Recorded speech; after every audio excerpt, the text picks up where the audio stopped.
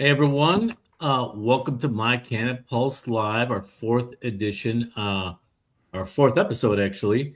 My name is Harry Barish. Joining me once again is special guest co-host Anton Harb Jr. Good to see you, buddy. Nice to see you, brother. How's it going? Good, man. Good. I'm just over here checking out the snowfall. And getting ready for obviously we've got a great show lined up. How this is our first show of the year. How your holidays were good? Everything was good? They go by so quick, They really do. And we're here. We are in 2026. Things have changed dramatically in the cannabis industry and pretty much everywhere. But we're here to kind of hash it out, and no pun intended, Yeah. and have a conversation. So happy to be Yeah. here. We have a lot going on. MiCanna Pros with a recently announced save the date for MiCannaPulse for May 14th in Detroit. In spite of what's going on, we have been pleasantly surprised by how many people I've spoke with that are committed to our next event. In fact, we've never had this many early commitments. So be on the lookout for an email. We're going to be launching that tomorrow. So hopefully we'll have a lot more commitments to announce in the coming weeks. As you mentioned, this was obviously a very different December and so far January for our industry. A lot of people got cleaned out of their product as the wholesale tax is staring at everyone's wallets in 2026. I've spoken to a lot of people that just to see how things are going. Obviously, growers can only grow so much, and they shouldn't have had a problem getting rid of their product. If you did, then I think you might have bigger problems right now. But processors obviously have been planning on this, for a lot longer, and we're able to kind of ramp up production, double their hours in November, December to source, produce, and get their product out the door before the buzzer. Most people I've spoken with, have had record sales by 2 to 3 times the typical December. So shout out to all the testing labs getting results turned around fast enough to get them available for sale. And also another shout out to the, secure transporters who are working crazy hours, including New Year's Eve, making sure everything was received that day. Here's kind of like where my head is on this whole 24% tax. Everyone's scrambling, trying to keep the prices the same for as long as they possibly can. And I'm not sure what exactly the net effective gain is. Instead of trying to figure out who has the cheapest price for what on what until it's gone, why doesn't everybody just raise their prices right now? For the ones that are paying more, having your price difference back to normal, I think, when you got the guy down the street trying to sell you the same exact product for more, until you're out of product, I'm not sure exactly how that's beneficial, but Got to rip the Band-Aid off while you can. I mean, really, at the end of the day, this is going to really affect the consumers. And absolutely, consumers. This is a known thing, right? And I think everybody, when it was first announced, realized that prices were going to go up. So, just kind of we're just putting off the inevitable, right? Like it's inevitable. It's only going to be temporary. It might be a month on some products. It might be a couple months max on other products. It might be days or weeks on other products. So, well, there's a stockpile. I just wish everybody would have raised their prices the same day, but I don't know that there's really any competitive advantage. If you bought it cheaper, it's kind of like when gas prices go up and the gas that you purchase that's in the tank, you're not going to sell for less because you paid less for it. You're going to sell it for more because you're going to sell it for what your competitors are selling it for. So that's kind of like a windfall, but we'll see how long this plays out. I know that some retailers have been raising their prices, 2-3% a week, kind of discreetly. And just to get to the new pricing. So we'll see. Well, We'll see what happens. There's a stockpile out there, and there's businesses that are hurting. So, that bigger return on investment of the products that they purchased prior to, January 1, you got to wonder how is it all going to shake out by, say, March, because those stockpiles are going to dwindle down, and there's still going to be the same problem. And what is it? Is it the end of the year, third quarter, when the taxes are due? And we just seen that the CRA came out, or Department of Treasury, I should say, came out with the wholesale kind of the pricing, the different levels that they're going to be looking at. And I know there was a lot of disappointment in the community about how those are being interpreted. So it's going to be interesting. And that's obviously, applies for the vertical companies, and transferring from,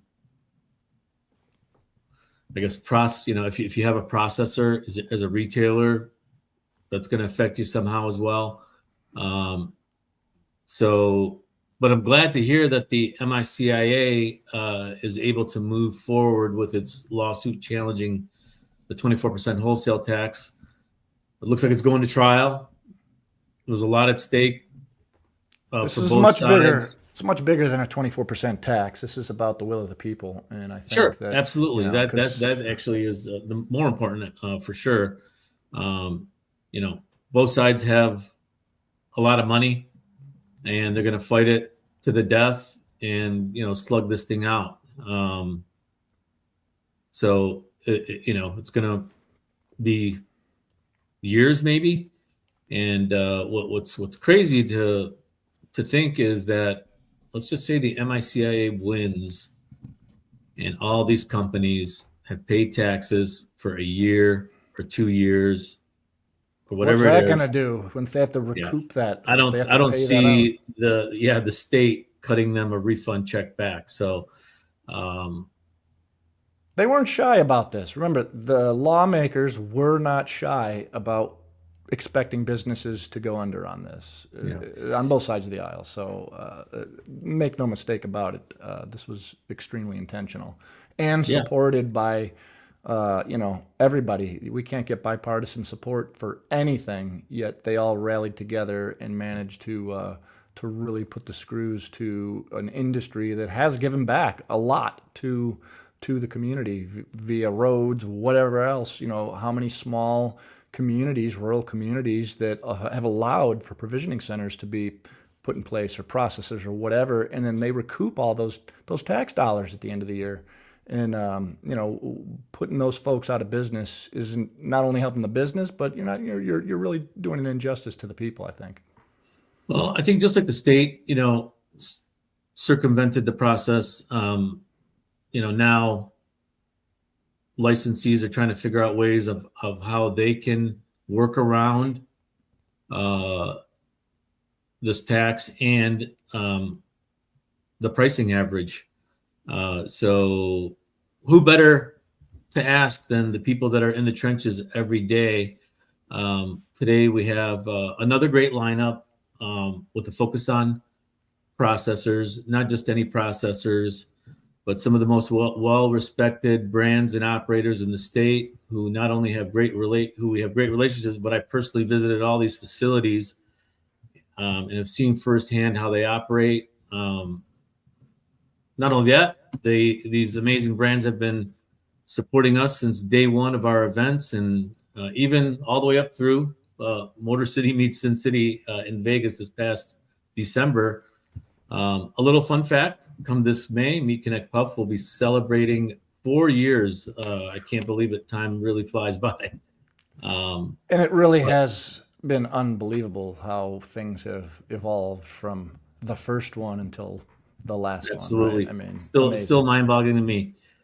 But before we introduce our guest, we'd like to give a shout out to a couple of our partners First partner we would like to highlight is our great friends and partners over at Community Choice Credit Union, who have proudly served Michigan since 1935. Their mission is to help neighbors achieve financial success through affordable, accessible solutions. Whether you're opening your first account or planning for retirement, Community Choice is committed to serving the cannabis industry in many different aspects, including providing banking solutions for loans and for commercial or personal use. For the last 6 years, Donna Bashi, Vice President of Business Development, who is a legend in the Michigan cannabis banking circles, has led their cannabis business program. They serve over 600 cannabis companies in the state and have 25 locations to serve their growing customer base. Thank you, Community Choice Credit Union. Our next one is a new one, C3 Commercial Real Estate. This is a company that I practice cannabis brokerage in. So in a fast-paced and evolving cannabis real estate market, staying ahead requires more than just tracking market trends and utilizing data analytics. It requires a unique combination of agility, creativity, and foresight. At C3 CRE, they possess these qualities and more, offering a comprehensive range of real estate services to help you enhance the value of your investment and business portfolio. With their in-depth understanding of the financial and geographic markets and their ability to decipher the socioeconomic and political factors that shape them, they ensure that you are well prepared to overcome industry challenges and seize new opportunities. Let's get started to the stars of the show. First, it is my pleasure to introduce Kendra Godette, Chief Operating Officer of Ice Cream Hash Co., which is located in Diamonddale. Ice Cream Hash Co. happens to be a vertically integrated company and went from a 40 light grow to a 240 light grow. Kendra also oversees 2 retail stores in Michigan under the name of Lake Life Farms. Kendra has led the team in developing one of the most sought after and boutique hash brands in the state of Michigan. Hello, Kendra. Hi. Hello. So nice to see you guys. Thank you for being here. Thank you. Can't say enough about your products. I love your products. Thank you. Thank you. Really do. Appreciate that. Next, we have Jonathan Kello. Jonathan is a Michigan cannabis veteran and CEO of EVO Pharms. Since entering the space in 2010, he has navigated the industry's complex evolution, transitioning a boutique caregiver operation into a powerhouse enterprise. Based in Warren, Michigan, EVO Pharms now employs a team of 90 plus and supplies over 300 retail locations with in-house brands, Gold Crown and Anarchy. Beyond internal labels, Jonathan Kello oversees a robust B2B service division specializing in manufacturing and general packaging. A lifelong advocate for natural-inspired culture, he remains committed to elevating the standards of production and service in the Michigan market. Welcome back to the broadcast, my friend, after first attempt. Yeah. Welcome. Thanks. The internet looks better. You got good service today. We paid our internet bill. There you go. Yeah. And lastly, we have another longtime friend and supporter, Mark Wadsworth, COO at Ann Arbor Farms and founder of Lit Labs and Made by a Farmer. Mark has been in cannabis since the early caregiver days, stepping into the space around 2018 and moving full-time by 2010, a long time ago. He launched Lit Labs in 2015 on the caregiver side and entered the licensed market in 2019 through MD Processing. In 2022, he helped build out Ann Arbor Farms in Ann Arbor, which is now home to Lit Labs and Made by a Farmer, producing hash, rosin, cartridges, infused pre-rolls, made from scratch gummies using full spectrum oil and all natural ingredients. Mark is known for his roots in the caregiver community, his love for extraction and product manufacturing, and his continued commitment to quality and craft in the Michigan market. Welcome to the broadcast, brother. Welcome. Oop, I think you were muted here, bro. There we go. Hey, So, thanks for having me. for sure. So let's talk about kind of, we talked a little bit about where you guys came from, but tell us a little bit more about how you guys got into Kendra specifically and Jonathan. What got you into cannabis and when did you get into cannabis? What was it about cannabis that kind of drew you in?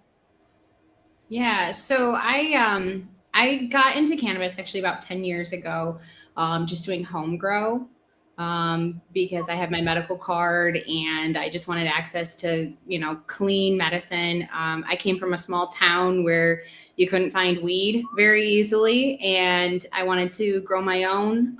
And from that point in time, I knew, on my first run of like home grow, I was like, this is what I want to do. This is where I want to be. I didn't quite see a path forward at that time. And it took, 5 years of just kind of doing my own thing. I worked in banking, I worked in insurance. And then until I was able to get into the, budding commercial, recreationally legal cannabis space, where I came on to Lake Life Farms. So when I started here, there was 6 of us in the building, and we've just grown and expanded over the years and built something really special. Awesome.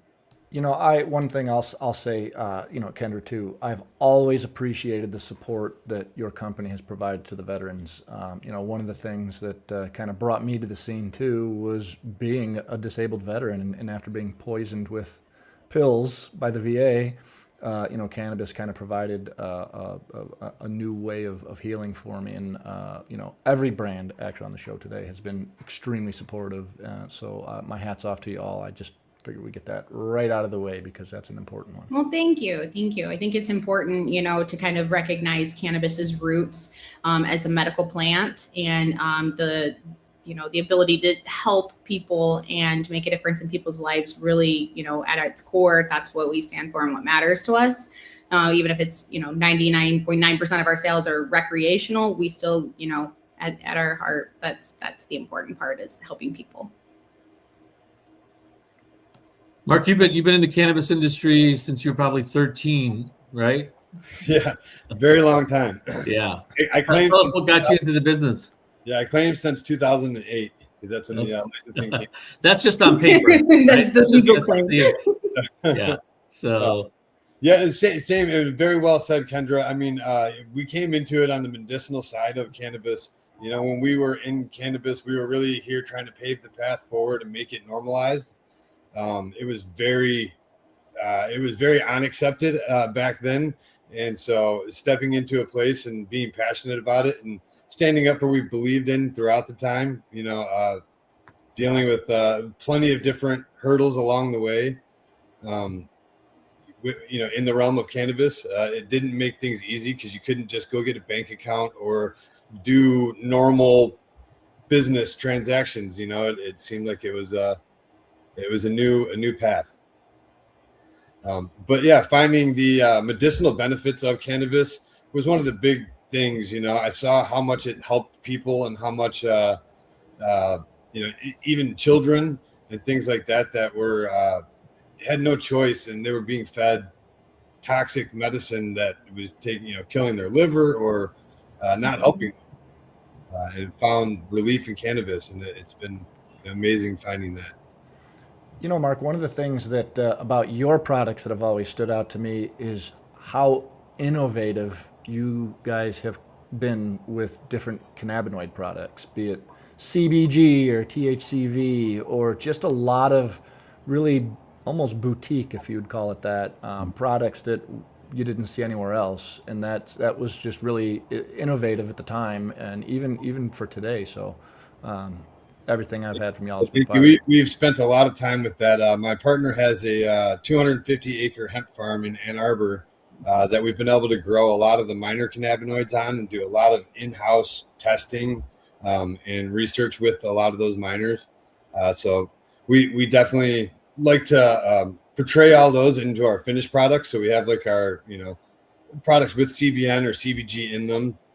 I really think they're great alternative medicines, I guess, to find some of those effects without having to use, melatonin or something else. Jonathan. Yeah, I have a similar story. Sounds like we all came from the caregiver world. I actually graduated high school in 2010.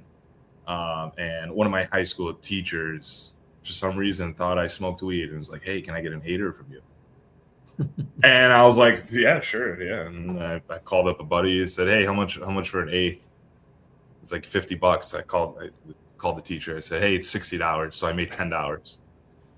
And I was like, oh, hey, this is pretty cool. I didn't even smoke back then either. And the star was born. I made $10. I was like, oh, wait, can I do this like 10 more times? So this guy ended up calling me. And then 2010, this is when all the home grows were going on. This is like the kickoff of it. I think the law was passed in 2008. But during that period, I also got my real estate license, and I was like, well, I'm starting to get into this cannabis thing and real estate. So then I started selling home grows. I landed myself into one of them, grew in a basement for 3-4 years, found my way to like managing a dispensary in Southwest Detroit. And then Detroit got weird. They shut everybody down. And then I actually remember I was buying dabs, this BHO dabs from somebody, and I took my first dab, and we were like, holy cow, this is a different level. And this is back when we used to heat up these nails with a torch, and it'd burn bright red, and we'd say, all right, it's bright red, that means it's ready to go. So we'd take a hit, and then we'd cough our brains out, and like we'd just be on a different planet. And then obviously things have changed since then. Nobody takes red hot dabs. So the dispensary shut down, and I was so intrigued with dabs. I said, I want to explore that side of the industry. Basically opened up a caregiver operation in Detroit in a 2,000 square foot garage, a well ventilated garage. We did a lot of open blasting. If that's taking cans of butane, flipping them upside down and running it through some cannabis. Fast forward, we saw legalization coming, and then we bought a building in Warren. Me and my partners and a family member bought a building. I think we were the first licensed BHO processor in Warren. So that was an interesting time too. Prices of all cannabis was incredibly high. The first pound of trim, we bought trim as our first purchase ever. It was $1,200 a pound. Wow. So fast forward, and here we are. We developed our brands a little bit into beyond BHO, but everything is still like BHO inspired. Even our pre-rolls are BHO infused. Our gummies are BHO infused. So we transferred our caregiver roots over into the licensed market. Jonathan, you brought up a good point, and I'm curious as a processor, as we're kind of hitting on processors today, being that like open blasting is one of the only things that the MRTMA does not allow, not for good reason, right? Like, yeah. Having come from that world, if you will, as far as that was the way it was done, to now an open market where we have all of these techniques that don't involve necessarily like the BHO process, and if they do, they're carefully regulated. Like, do you appreciate the more regulated process now that you've kind of seen both sides of the fence? Well, yeah, from a safety standpoint, a regulation standpoint, but from a fun standpoint, 2015, 2016, those were glorious times. Great time to be a part of the industry. It was fun. It was, we were all hanging out and doing work. Nobody has the level of success that you guys have had without major challenges and struggles throughout the way, right? Everyone has to fall down first in order to reach higher levels. What are some of the biggest challenges you've had, and how were you able to overcome them? Start with you, Kendra. Start with me. Sure. That's really tough. I think, the ever-changing market has been a challenge, right? The complexity of like just pricing and the ebb and flow of, the market has been challenging to survive. But on the flip of that too, when you're cultivating plants, there's runs that go right, there's runs that go wrong. Like everything is a challenge every single day, and like no joke. And but it's something that, I think with the team that I have, we're still very small. Like there's only 23 of us in the building, but with the team that I have, finding people who are equally as passionate about our growth and success, and like, people who want to be here every day and pour in the love and do the work, like that's made all the difference in, us overcoming the challenges. I mean, I get to go to work every day with people that like I care about, that I love, that, we're friends, and we're pouring something into something we're passionate about. And so it's a lot of fun. Ways we overcome it is like brainstorming sessions. We're like, okay, what can we do that's different? What can we do that's going to set us apart in the market? And just kind of treating everything like a collaborative project. Like we're going to be fine. We're going to survive this, and, keep our head up and stay positive. Mark, tell us about some of the challenges that you guys have faced that you've been able to overcome. Yeah, so kind of going into like what Kendra's saying, the ebb and flow of all of the different aspects of it, it creates a lot of challenges. If I get something specific, I'd say like packaging and product procurement. So like when you want to release a product to market and I say go on a product line, I have to first design the packaging, create all the stuff. It's probably 6 months out earliest in order to launch something. And by the time that you get your packaging in and you make the product, the market changes. Yeah. So then all of a sudden, that kind of goes into this huge challenge where you either have to change the SKU you're making, throw away the packaging. So one of my biggest obstacles has been packaging in general, just, deciding whether it's cheaper to throw it away or move forward. Yeah. That production and like pipeline planning, production planning process, like that's the bane of my existence. Making sure you don't run out of packaging. I mean, like month to month, sales fluctuate so much, in demand, and it's been really hard to keep up with growth, and trying to project, 6 months down the line what we're going to need. And if you have a good month and you sell a lot, then all of a sudden you have no packaging. So now you're in a rush to order packaging. So now, all of a sudden you're in this never ending loop. Yeah, we're really good at pivoting. I think that's the lessons learned in cannabis is pivot. Absolutely. I'm curious, do you agree with the pack? Because as processors, packaging is an intimate part of your brand, right? And we see as regulations mature, if you will, that they either get stricter or there's an aim to, not make it look like a kid's candy, so it stays out of the hands of children and whatnot. But it affects you guys, and I'm just curious to what your thoughts are. Is do you agree, or is there how could we make it better to make it easier yet still kind of aim, get the goal that we were trying to hit in the first place? Yeah, well, I think there's definitely some challenges when it comes to packaging like that. The state isn't an operator, so a lot of times some of the rules don't make a lot of sense to us, although sometimes we're not taking the context that they were looking at, I guess, when they made the rule. But trying not to make a gummy candy appealing to children, yet they put beer on the shelf that looks appealing the same way. It conflicts in my head, but I understand regulation behind cannabis, so I understand protecting people as much as we can as well.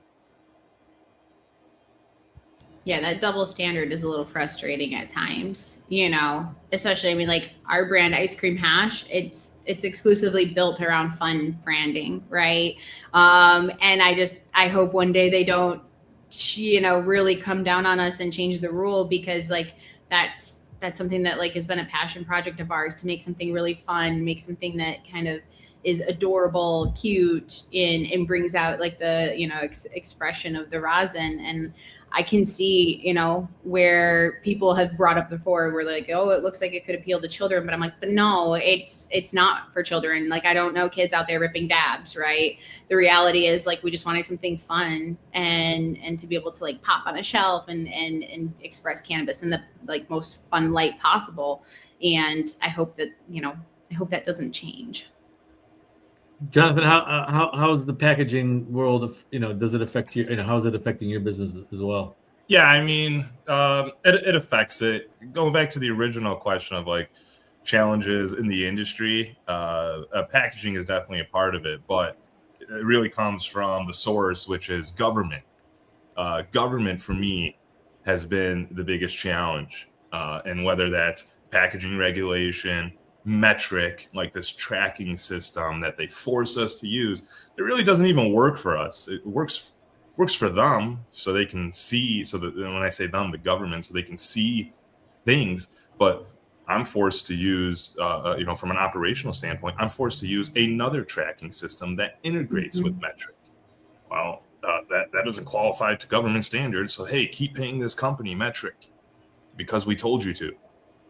Oh, by the way, we're going to slap you with 24% wholesale tax because we told you to. Awesome. Yeah. We're gonna get into the CRA here in a little bit, and let's talk about something a little bit more positive. Obviously, you guys obviously have all continue to elevate, continue to grow, and what do you think that moment was when you guys changed the trajectory of your company, to take it to kind of, have that positive forward momentum? Was there anything that happened? Was it a product line? Was it, being able to buy a big order in bulk and then, offer, maybe lower pricing or different product SKUs? But what changed for you guys to kind of help you guys turn the corner? Yeah, sure. I'll speak on that. I don't think it was one thing. We started our journey in 2019, late 2019. We were a 5-person operation that, just about doubled year over year. So, 5-6 years later, it was just consistency, good business, and continuous growth. I think those are recipes for good business. There has to be growth. You got to do the right thing. And the right thing is very broad, but I can't point to like one thing. It wasn't one deal that changed our business, but it was excellent planning and excellent execution. This is a marathon, right? Not a sprint. Mm-hmm. Mark, Kendra, do you guys want to chime in on that? Yeah, so same concept. There's not one thing for sure. Although I'll say when we got our facility in Ann Arbor built and we got the gummy kitchen built out, that was one of the stages for me that brought me from doing, a small kitchen setup to a full scale manufacturing facility, going from say 2,000 packs a day up to 25,000 packs a day production rate. That was, I guess, that moment for me when we got that kitchen really put together. Yeah, I think the big kind of pivotal moment, I mean, for the first 2.5, 3 years of Lake Life's story, we were working on bulk flour, feeding our stores, selling some bulk flour on the wholesale market. But it was really, in that time period, we were saving up money to try to launch our own brand. We really wanted to put rosin out to the market. Nick, one of the other partners here, is an incredible hash maker and has been doing it for, 20 years. And so it was just a matter of time for us to, being self-funded, get enough money to launch a brand and do it proper. So when we put ice cream hash out to the market, 2.5 years ago, that was the turning point for the company because it was just such natural, organic growth. When you have a quality product to stand behind and put out there. And I mean, our flour was great, but when you're in a sea of other flour, providers and a lot of the company or a lot of the retailers, you're doing deli style flour, your name's wiped off. You can't build a reputation and a brand on that. So with us launching ice cream hash, that just kind of put us into, a different place as a company. It was just like I said, organic growth, word of mouth, just attending lots of events and just, pushing it out there, letting people try it. And it was successful. So that was, I don't know, it's just been fun. Yeah, for sure. You guys are definitely support a lot of events. So speaking of events, in marketing and networking and budgeting, and the 2006 year. Yes. How important is marketing, networking, for you guys going forward, knowing that you might have to tighten the belt a little bit, branding, marketing, networking events. And I know you guys like to, now are kind of doing things a little bit differently. I know Jonathan and Kendra, you had a great event on 7/10 last year. Yes. Jonathan, you're throwing, bud tender events now for your company. Mark, I'm not aware of anything that you guys are doing on your own, but it seems like, getting more, having more of your own events is kind of a direction that you guys are going in. But how important is all that, going forward, knowing that you guys got to cut something from somewhere, right? Yeah, I mean, I think allocating dollars towards the correct events like MiCannaPulse. Shameless plug. Not all kidding aside, your event's phenomenal. It's Thank you so much. It's a great culmination of important people and important decision makers.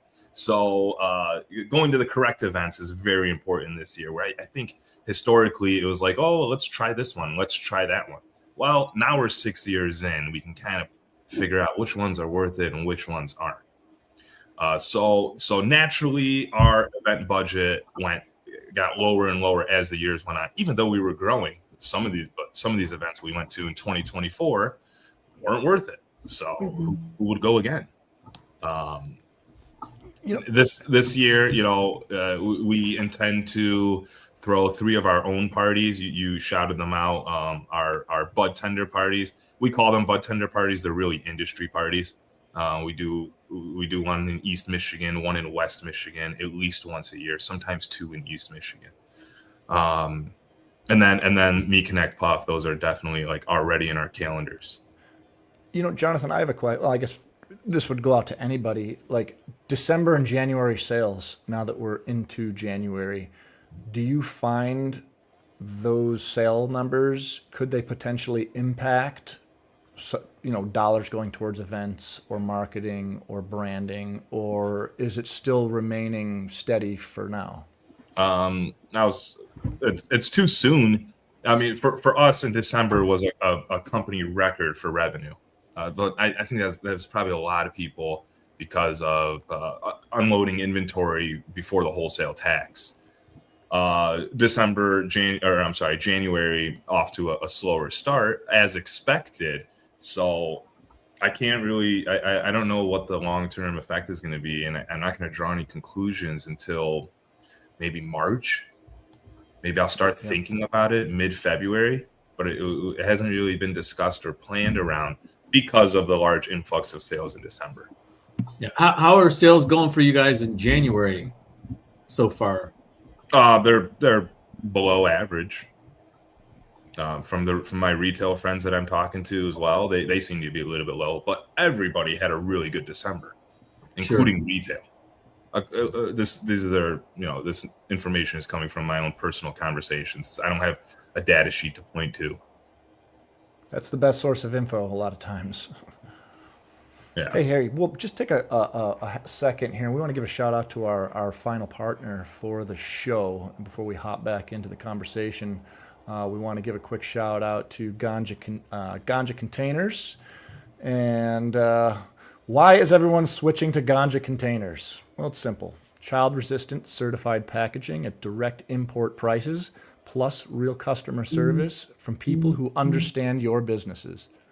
Your packaging costs shouldn't destroy your margins. We deliver certified quality, competitive pricing, and personalized service. That's the Ganja Containers difference.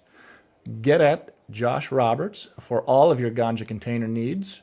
This guy will drive out to you on a Sunday, which hats off to him.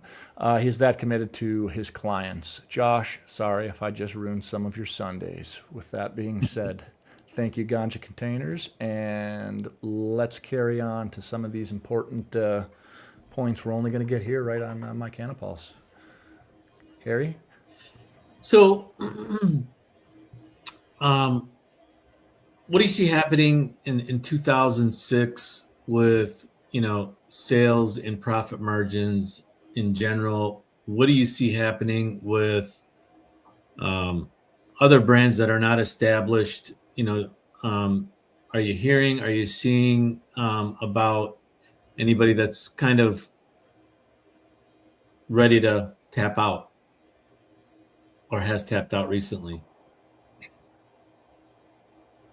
So yeah, Mark, there's definitely a lot of people that are tapping out or looking at how to be strategic about reducing their overall cost. In general, same thing.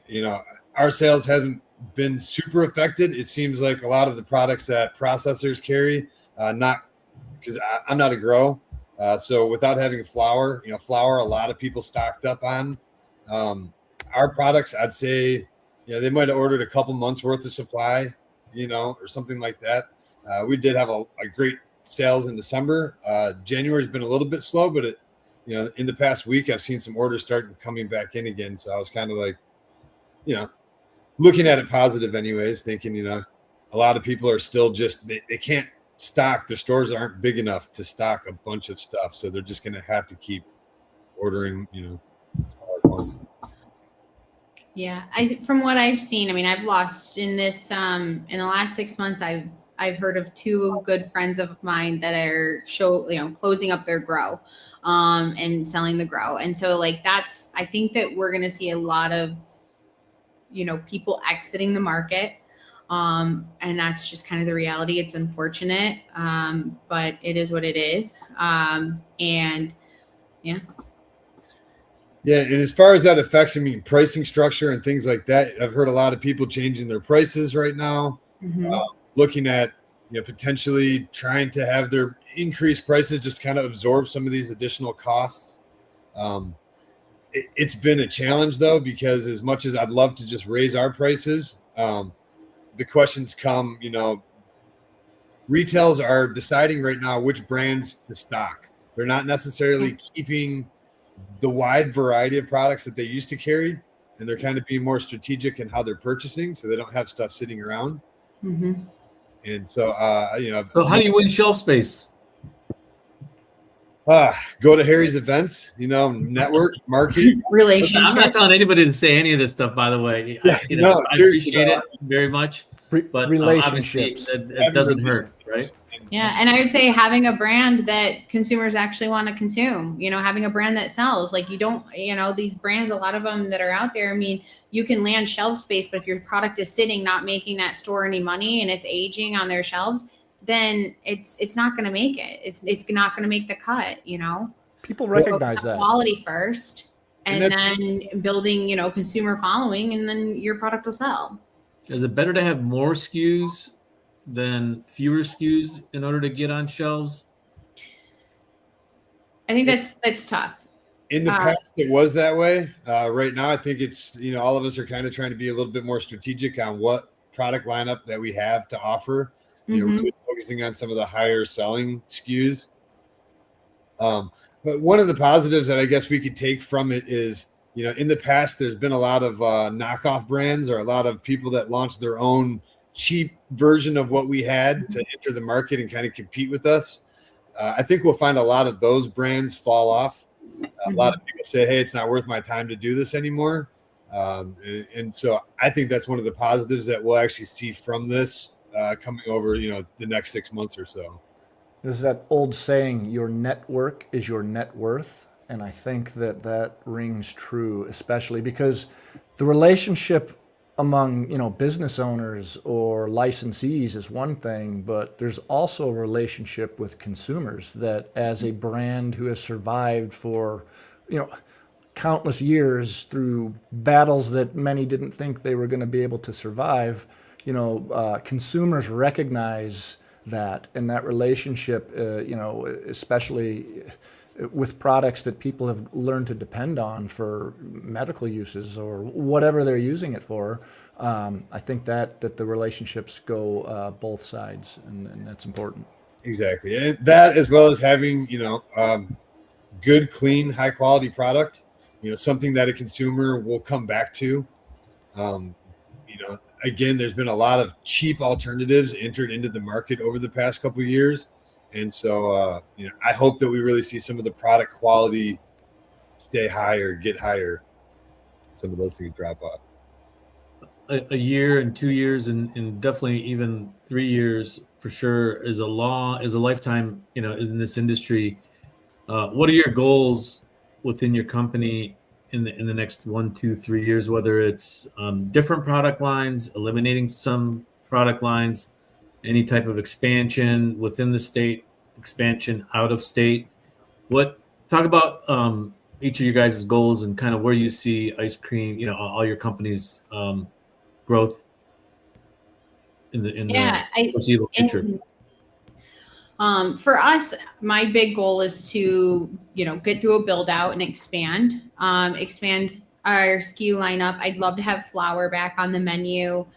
Everything that we grow goes to our hash production, because at this point our building's too small. We've outgrown our space. We've outgrown like what we can produce. But we still, we don't source a lot outside of us, just because, with hash making, you need quality. You have to have quality biomass inputs. So, I want to see us grow and expand. I want to get through this build out, expand our selection to the market. And if we're blessed enough to find another state to go into, that'd be really cool too. But I mean, right now we're just, we're keeping home base going and meeting the needs of our customers. Mark, what do you think? So same concept, here in Michigan, as far as expansion, we have a relatively large facility already. So I'm not planning on building out or expanding on that front. I'm kind of just trying to figure out how to navigate through the Michigan market this year, find something stable and safe, slow and steady, and then, for us as a brand, I feel like kind of same pace, stay around, continue to market with the people and the consumers that we already have. And, same concept, look to expand into other states. Looking into Illinois right now and New York. And so a couple opportunities there that, hopefully will turn out. But again, the volumes in those states, things like that aren't what Michigan is. So, my focus is still right here at home base. Stick to what you know and who you know. Exactly. Yeah, I fall in very similar lines. We have these two brands, Gold Crown and Anarchy, in-house that I label as like caregiver brands, because we've had them for almost more than 10 years now, right? So that's been our bread and butter for all this time. The government and I'll say that word a lot, but they affect our strategy quite a bit. Donald Trump just descheduled it, and prior to that, we're always looking at out of state. But what does descheduling mean? What's next? Are we going to be able to one day send our product from Michigan to other parts of the country? That's huge. That changes everything for the whole state. Michigan's a hub. Our infrastructure is massive, especially for cannabis. So that's in our lens, but there's not enough information out to make concrete decisions. We want to expand. We want to go national. For us, our first step is to create a national brand. Right now, what we have is caregiver-esque. It has roots in the caregiver market that came into the licensed market, and maybe that's where we get some of our love from. But we can't copy and paste those nationwide. Our business model relies on other growers. We don't cultivate ourselves. Like our concentrate, our BHO line, they're all collaborations with craft growers. That would require 10-year relationships. One of our collaboration partners, I went to high school with him. Like I've known him for over 20 years. I can't replicate that in another state. Therefore, we're developing a new brand that can be copy and pasted elsewhere. That's what I'm most excited for in 2026. Jonathan, you brought up a great point and an interesting segue into government, right? Like, and this was a question that Harry came up with that I really liked. One of the things that I've been fortunate to do, the late Rick Thompson, who we all knew and love, started the Consumer Connections group with the CRA, and I've been fortunate to be a part of that group for a while now.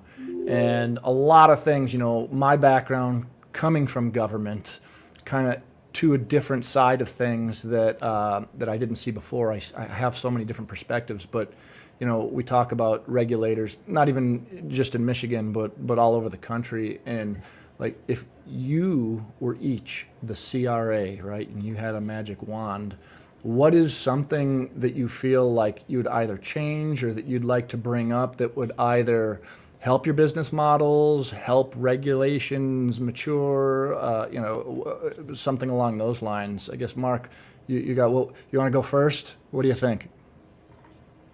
You're muted, Mark. Oops, sorry. Yeah, no, I'm trying to think of something, honestly. I put Be you on the careful. We spot. don't want you to get fined, okay? You got to be careful what you say. Jonathan, you have opinions? Go for it. I plead the fifth on this one. It's tough. I understand. Like, you know, and again, coming from government, I see things from two totally distinct perspectives. And, you know, I do think it's important maintaining relationships with the, you know, both sides of the fence is the only way we keep the ship going, because if we don't, it's just going to get a lot of miscommunication and it's going to get expensive real quick, right? Right. I guess if I were to change anything, maybe more open talking or open communication between us and them in more of an open setting where you know, topics could be discussed, or maybe understandings of some of their things, because I feel like a lot of times the CRA doesn't understand it the same way that we do as processors or as license holders. You know, so you guys talked about, you know, some of those things. Obviously, you know, Mark, sorry to cut you off, but packaging, and Jonathan, I think you mentioned like 25 different things in your rant earlier. So obviously there's a lot of improvement that can be made, you know, from the CRA standpoint. You know, the question is how can they right this ship? And when a lot of the damage has already been done, that's irreversible, you know, I think there, you know, and without having to get a super majority vote on changing something drastic, you know, it's hard. You know, there could be a lot of little changes that might add up to be a lot one day, but you know, right now I think we're just kind of having to deal with what we've got, you know, and you guys are still able to make it even with all these challenges. So, you know, kudos to you guys for being able to still figure out how to be successful with, you know, with the hand that you know, that all of us, you know, that everybody's been dealt, right? So not many, you know, there's a lot of people that aren't able to get to the level of success that you guys have achieved, you know, with the same set of rules. But what do you you know, do you see any positives with this new 24% tax? Everyone's kind of like screaming, you know, from the top, you know, from the rooftop saying we don't want this, but are there any positives? The one positive, well, it's not even a positive, but you know, Michigan is so price compressed that prices just went up 24% on the wholesale side by way of government, where it would have been great if that happened by way of industry. That's a great point, actually. Yeah, that's a really good point. It isn't the roads. Let's be clear on that. It ain't the roads improving. That's not going to be a thing. I mean, they'd have to tear up the whole damn state. That was a ruse for sure. So that makes sense, though. Yeah, so I guess the positive there, they put a stop to the decrease in price right now. It's been on a, you know, downward slope always. So at least it's no longer going down. You know, and I don't know if that's entirely true, because I've gotten a lot of emails out there, like people are like, okay, we're going to absorb this much of that 24%. This is what, and I'm like, how are you doing that? Truly, like it's just insane. And I'm like, you know what? Like, we don't exist and operate on a kind of margin that we can absorb that. That's the honest to God truth. Like, and so we're stuck. We're like, okay, we're going to have to reflect it. And we're going to have to, you know, it sucks for the consumer. At the end of the day, that's the person getting screwed here. People still, they go into the store, they have $100 in their pocket to spend. They're just getting that much less product. And I think that hurts the customer at the end of the day. And it sucks. Do you anticipate lower sales in 2026? We're just going to move probably less volume of the product we've been moving because people still only have so much money in their pockets to spend. And I feel like the quality of y'all's products is like that. I feel like reputable brands are not going to allow that to suffer. No. And that hurts that brand because it's just that much less that you're working with. And again, that's affecting the consumers, especially when people rely on brands for years. And so, yeah, you're right. The consumer is the one that's losing out at the end of the day, and the taxpayer, and you guys, and us. The only people it's not affecting are the politicians. They don't care. Yeah, those are the only ones. But it is what it is. Right? You couldn't slap a little bit of that tax to the alcohol or the tobacco industry. Just put it all on the backs of cannabis. Like it's frustrating, but we'll survive. Well, that brings up another positive that came out of this, which hopefully has a long-term benefit, but from a lobbying standpoint, it seemed to have strengthened our industry's collective efforts to establish us in the government. Absolutely. So, but we've yet to see the results. Nothing's really changed yet.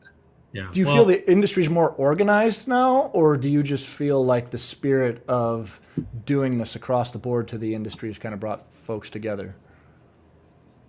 More organized, sure. Yeah, it's more organized. There's things I'd like to see more of on an organization side. Like a good example is the number of people that are walking into retail dispensaries.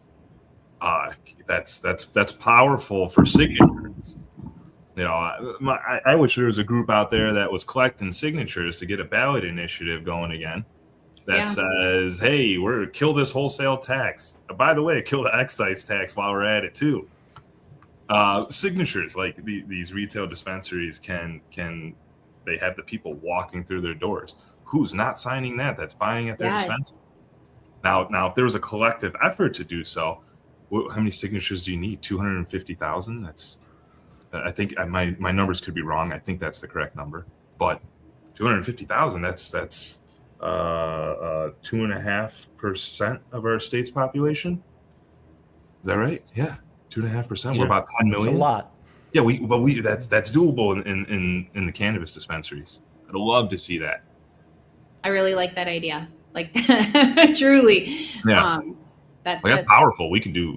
If you had a person at every dispensary collecting these signatures, you could easily get them because this is something that directly affects that consumer walking through that door. Mm-hmm. And they're like, why wouldn't they sign? They're like, oh, hell yeah. Yeah, I want to save 40%. The first time we got all those signatures, we didn't have the retail locations to do that out of. Oh, yeah. Right. Good call. So now we do. That'll put fear in these politicians' minds when they think about touching cannabis again. Like, wait, these guys signatures. It's crazy. Like, I think everyone's heads were down because we were so busy competing with one another that, we weren't paying attention to the fact that this sort of, like changes were going to happen until it was too late for us to do anything about it. And I think it's time for the cannabis consumers to put the power back in their own hands, and by being on the customer who it directly affects. Yeah. It's a power struggle across the board. Everybody is jockeying for power, and they're jockeying for the legislators' ears because they want to lobby for alcohol, whatever it is that they're trying to do. But at the end of the day, the only people who really don't have a voice are the people who are voting for this stuff, right? So it's wild. So hopefully this is at the very least brought up an important an issue that is going to be near and dear to consumers, to people, just because to voters, really, because at the end of the day, they're the ones that are going to see sticker shock. And in a day where we can barely buy food in certain situations because of the prices, the last thing people want to do is spend more on a product that's giving them a better quality of life. So 100%. Spend more and give the more that you spent directly to the government. Right? That too. What advice would you give somebody right now that wanted to enter this market here in Michigan and become a processor today? Go hard. Don't come in soft. If you're going to do it, go hard. There's no half-ass. There's no small budget. You got to be big. Go big or go home. Go big or go home. You're a little guy that's like, well, you know, like my story, I don't think I don't think you can replicate it in today's day and age. I don't think you can come up from the caregiver world, start with 4 people with a $0 marketing budget. I agree, because really you would have to say, you know, enter the market with a network already. So if you're planning on entering the market, you better already be attending events. You already better have relationships built prior to having a bunch of bills that you got to worry about covering. You know, make sure that you're entering strong with a good network. Which might mean strategically partnering with somebody or something who has that network if you're not already part of the industry. Yeah, can I just be brutal and say don't do it. Don't do Perfectly it. acceptable. Like, good luck. I don't care who you are. I don't care how big your budget is. Run. Don't in a do it. big wallet or don't. Or just hit up Mark or Jonathan and say, let's do a white label deal, you know? Yeah. I saw a successful brand that launched about 4 months ago, but they did it right. They went hard, and they were in the cannabis space too, so they went like brand new. So it's doable for sure. It's not nothing. Strategic partnerships are a part of the deal in any industry, I think, and that's just and that's again where your network and your relationships are going to come into play and really pay off at the end of the day. Unfortunately, guys, we are at the end of our show. I want to really thank you guys for being here and dropping some serious knowledge on us. We appreciate you guys sharing your stories, sharing your experiences, sharing your best practices, and you know, I also want to appreciate, you know, also want to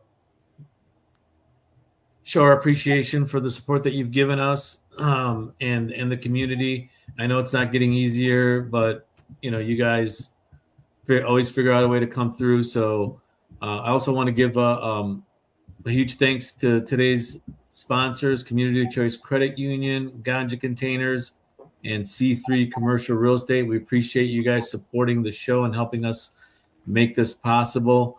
If you're interested in sponsoring our show, reach out to me. That's all we got, guys. I wish everybody See you next continued time. success. Yes, In 2 continued weeks. success. This was fun. Peace, All right. everybody. Have a good one. Take Take care. care. Later. Bye. Bye-bye.